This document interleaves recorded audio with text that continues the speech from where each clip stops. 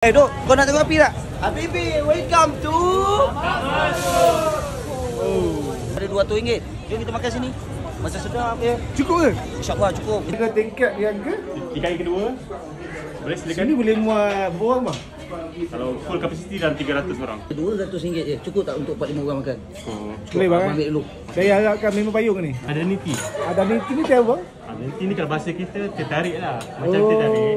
Latih ada ni. Niti ya. Duh, rasa rempah ayam ni. Bang rempah ayam mana kata bang? Bukan rempah ayam, tapi adalah spices sikit. Macam buah pelaga, cengkeh, bunga lawang. Ni tertarik yang versi yang lebih sihat lah. Tapi sedap tu. Kapsa ayam, Ni kapsa mana bang? kapsa sirial. Oh kapsa Syria. 5 kelubar lamb. Dia nasi apa bang? Ni masih 5 kelubar, dia masak dengan air rebusan daging dengan terung. Arabi. Arabi. Arabi mix bang. Sedap. Ada apa ni bang? Arabi mix. Arabi mix ni dia ada daging dengan ayam kat dalam. Oh daging ayam. Ya. So dia adalah saiz large lah. Ni size large, kita potong 8. Ni cuci mulut. Oh. Banana crepe dengan es krim. Ada pisang dalam ni ah? Ya, ada pisang. Okey, ni puding karamel. Benda sama aku makan.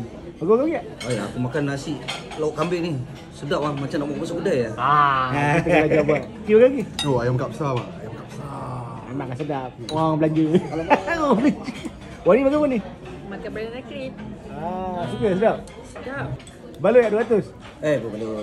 Bukan selalu kita nak keluar sama-sama macam ni. Benda pun sedap. Awak dah lah heboh kolek RM100,000. Oh, Ini tak kira apa 200. Lepas ni nak bawa family pula datang sini. Dok, kau senang macam nak bawa balik ya, Dok? Bang, nak balik bang boleh? Ni tak boleh bang. Nanti kalau balik nanti orang lain nak tengok tak dapat. Ni semua decoration saja. Ya, decoration saja bang. Maknanya pinggan-pinggan semua tu decoration saja. Decoration, pinggan-pinggan semua imported daripada Syria lah. Dok, macam mana? Makan okey tak? Makan okey sedap. Alhamdulillah.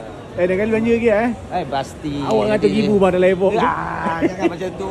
Abang ada baki bang? Apa kenapa ikut saya? Ni baki bang. Oh, ada baki bang. Ada Berapa baki. bil ni? Tadi ada 184 bang, ada RM15 lebih. Oh, Baik bang. Terima kasih abang. satu empat tadi. Jom jumpa lagi ya. Saya Habis bagi bang. abang. Bang buka pukul bang. Kita buka kalau bulan puasa ni kita buka start pukul 1 untuk bungkus. Kalau waktu biasa, hari-hari biasa selain Ramadan, kita buka daripada 8 pagi sampai 4 pagi lah. Ui, mantap Dok. Boleh datang ni. Bang, terima kasih bang. Jumpa lagi bang. Okey, terima kasih. jumpa lagi. Nanti Okey, biar roger-roger bang Baik, murah. Murah, jom.